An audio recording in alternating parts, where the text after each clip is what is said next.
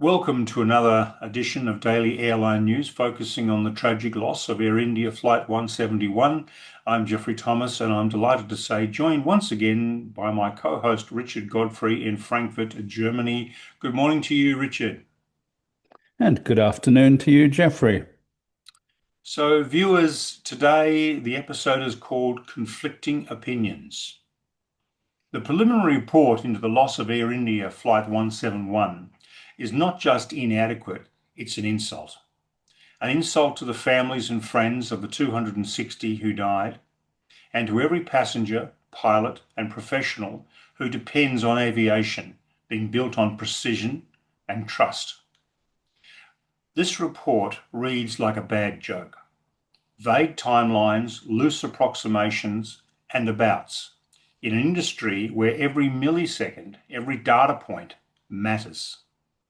Since the tragedy on June 12, we've received over 25,000 public comments and thousands of emails from pilots, engineers, aerospace professionals, each offering their own theory because the official report leaves far too much room for speculation.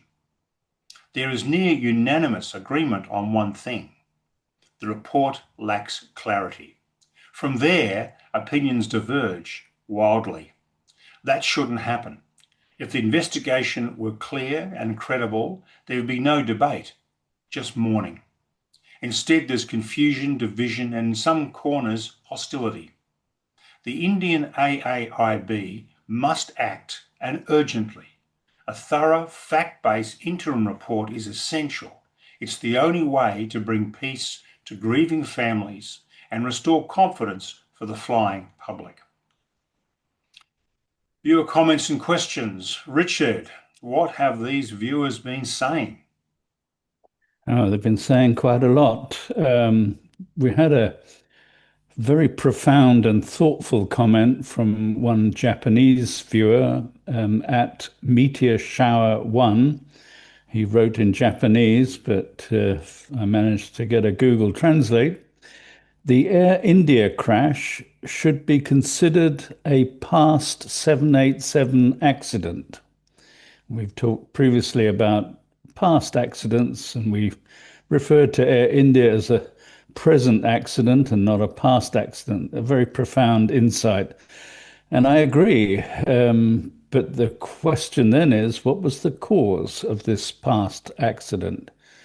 Another viewer, William Sharp, wrote the longest single comment, over 1,000 words.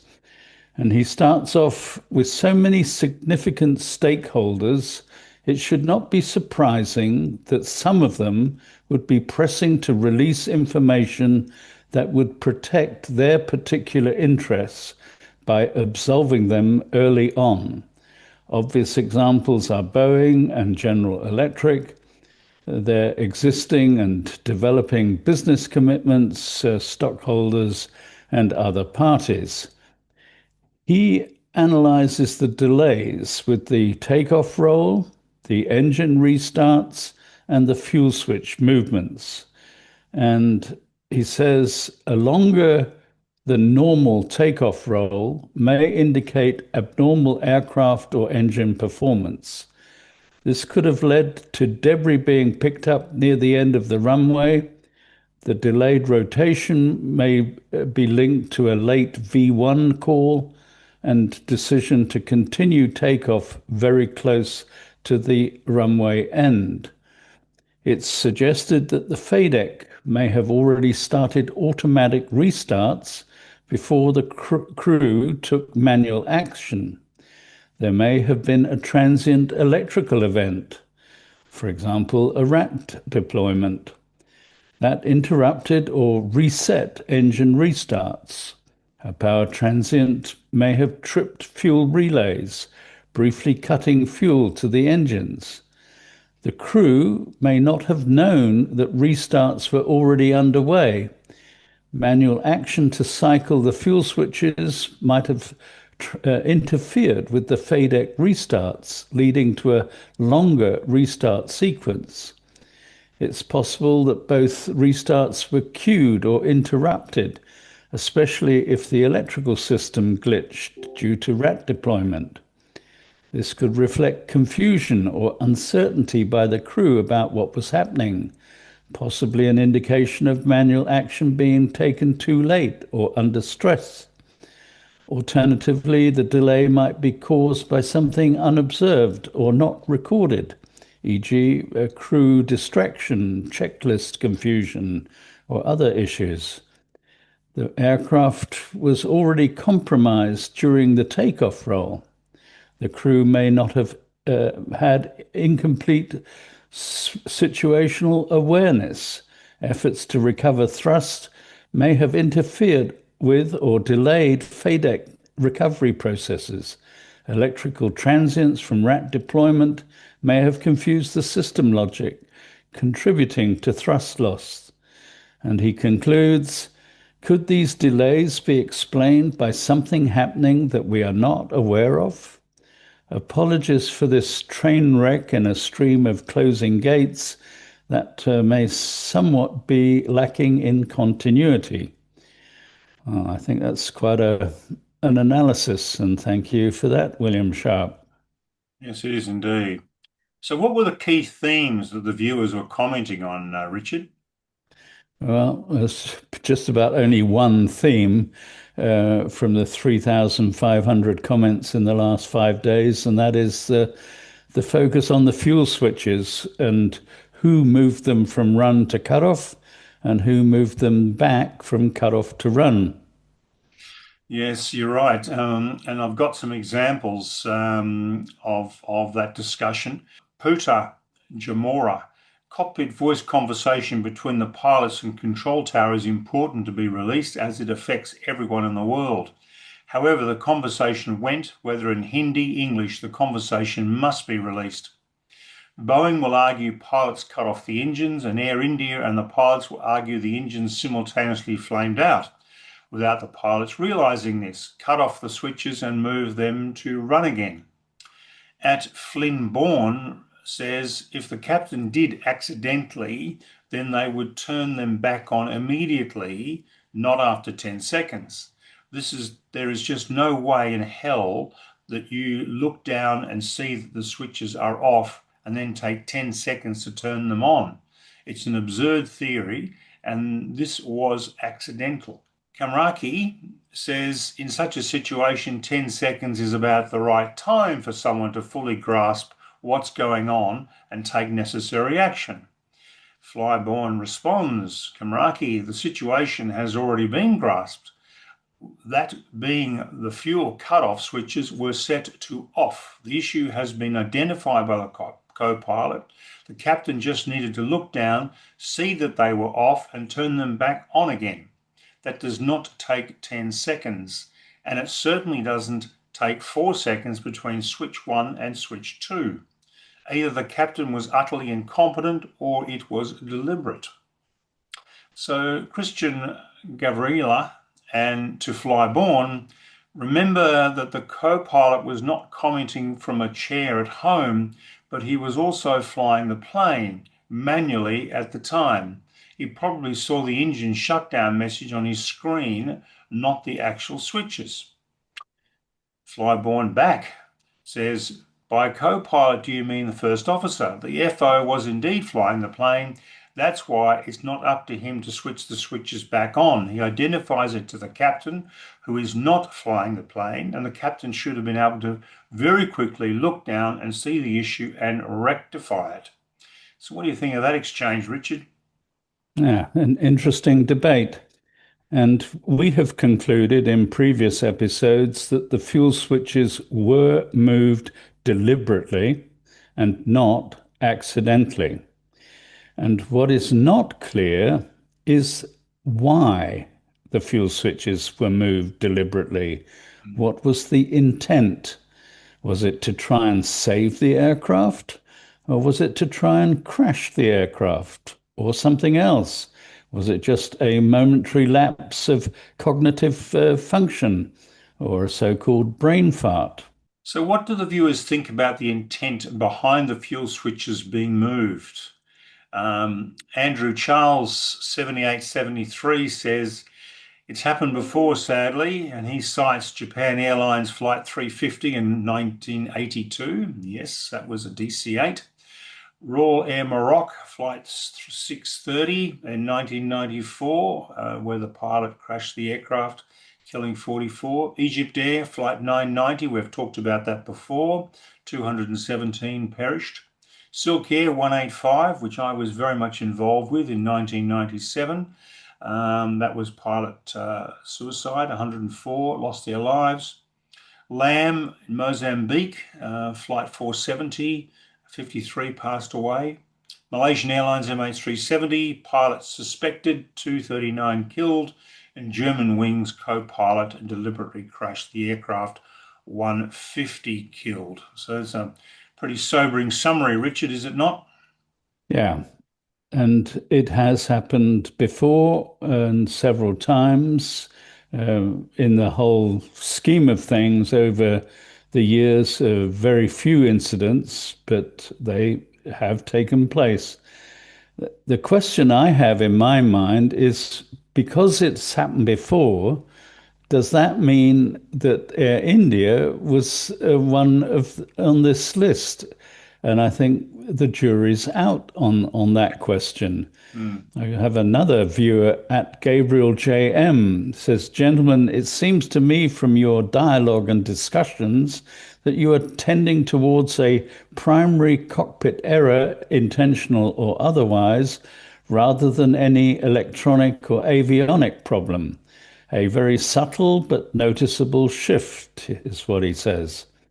And all I can say is we're still looking at every angle and have not come to a conclusion. And some viewers are impatient and want a definitive conclusion and wanted it already a few weeks ago. And we're being accused of milking the story and using it for clickbait. But actually, what we're trying to do is just being careful and thorough in our analysis.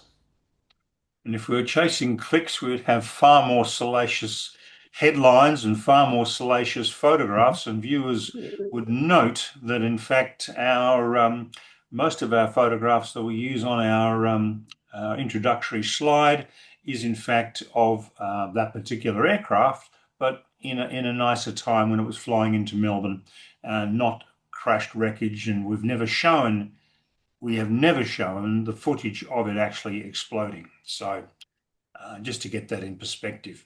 Which viewers disagree with us, Richard? Well, quite a few disagree with us, but they also disagree with each other. Oh, good. Um, so a lot of disagreement going on. Um, there are some very technical and erudite and practical examples of disagreement.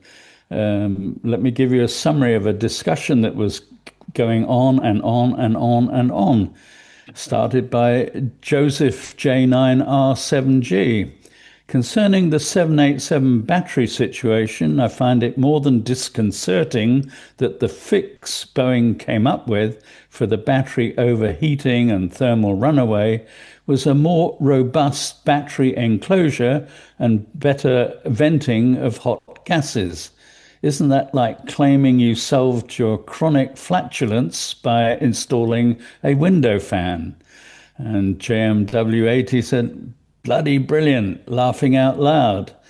And then RH Inc. says, my wife just read your comment and ordered a window fan. And Jacqueline Jacobson was laughing out loud. And Subia Kabir, trying to bring the conversation back down to earth, thermal runaway of the rear battery seems a very likely root cause, in my humble opinion. If it took out the battery diode module, it could easily propagate a catastrophic cascade. And still, these two gents have not turned their or our attention to the goings on in the tail section. Harumph. Thank you, Subir Kabir. We have actually talked about a contained fire in the tail section in previous episodes.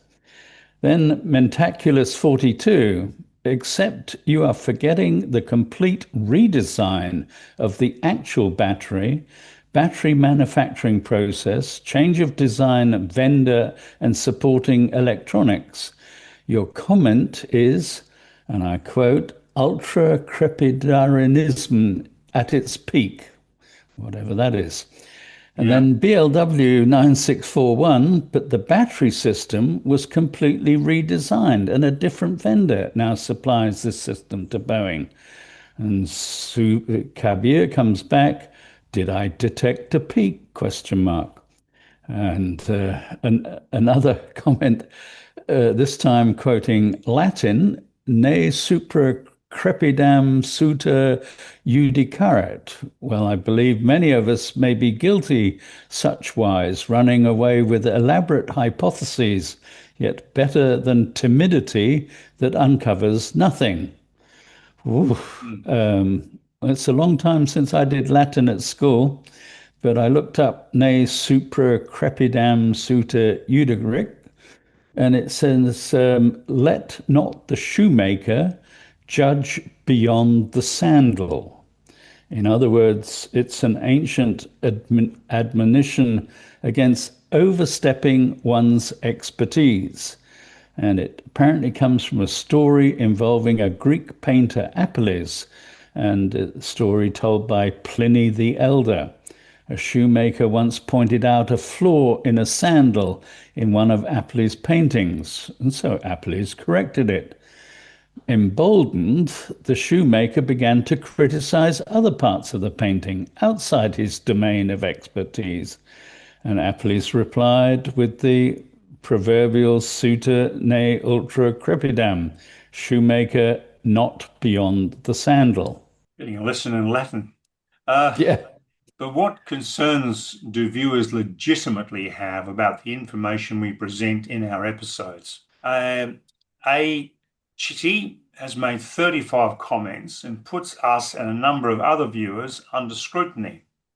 At one point, A. Ken Ching, 1950, says, Richard Godfrey, can you speak to the question about whether or not the 787 ANA flight NH985 TCMA FADEC Command Electrical Fuel Cutoff will be registered in the flight data recorder as a fuel switch cutoff, even if the switches were not moved?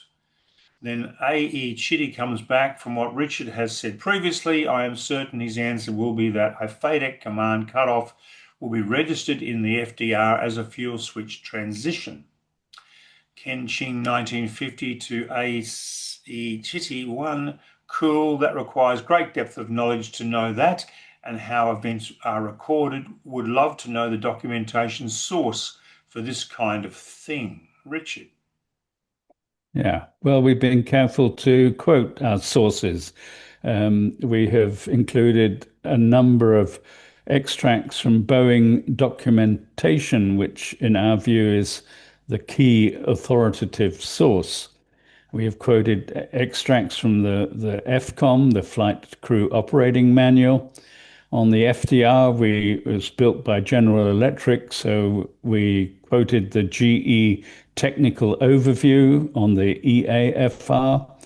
We also quoted the specs that they use, ARINC 664 Part 7, and the ARINC 717, and the ED 112A. One viewer kindly included a link to the ARINC 717, which is the standard defining the interface and functional characteristics of a solid-state digital flight data recorder so that they can reliably record and replay flight data for accident investigation and operational monitoring. The Euro CAE ED112A is titled the Minimum Operational Performance Specification for Crash Protected Airborne Recorder Systems. And it is the current European standard. It's also adopted by the ICAO and harmonized with the FAA requirements. And I've included a table in the description below from the ED112A minimum mandatory FDR parameter and sampling rates. So you can take a look for yourself. Richard, there is another debate going on about the fuel switches and a technical glitch. And it started off with Z. Sean Ali 4078. Could you comment about the logical fallacy or of a technical glitch? If there was a technical glitch, then the fuel switches would still be in the on position, which means the pilots would have to turn them off and then back on again if they wanted to cycle them. This means the FDR would have picked up the switches being turned off twice, which never happened. Easiest way to debunk some technical glitch. A.E. Chitty chimes in, but in comments on previous episode, Richard has raised the possibility that the 28-volt DC electrical circuit carrying the message from the physical switches to the fuel valves lost power, leading to the plane's FADEC shutting down the fuel valves. This loss of power would have been recorded by the FDR as the switch is transitioning to cutoff. If that happened, then the pilots could have moved the physical switches from on to cutoff and back repeatedly with no effect, and without leaving any record on the FDR. So a technical glitch seems possible. Z. Sean Ali back says, are these switches powered on the same circuit? I'd expect them to be powered separately for the sake of redundancy. Responding, A.E. Chitty, I don't know. We need to ask Richard. If they are powered on two circuits and both circuits lost power separately, then that might explain why the switches transitioned at a 1-second interval to cut off and then a 4-second interval back to run. Richard, can you make sense of all that? Yeah, I'm trying to. I have included a link to the Honeywell micro switch military grade toggle switch TL series datasheet in the description below. And this is the switch which is used for the fuel switches on the Boeing 787-8. The variant selected from the datasheet is the two-pole and two-position with locking mechanism. You have to lift the switch against a spring by 2.28 millimeters to be able to move it from one position to the other. And the whole travel of the switch is through an arc of 31 degrees plus or minus 7 degrees. And the part number that I think is most likely is the Honeywell 2TL1-3F. So you can look it up. There are two deliberately separated signal paths for redundancy. The fuel control switch does not directly drive the engine fuel valves, neither the HPSOV or the SPA valve. There are two valves, one before the fuel pump and one after the fuel pump. The SPA valve is in the pylon and is designed as a safety mechanism protecting the fuel tank from the engine in the case of a fire. And the high pressure shutoff valve, the HPSOV, is the key one, which is operated.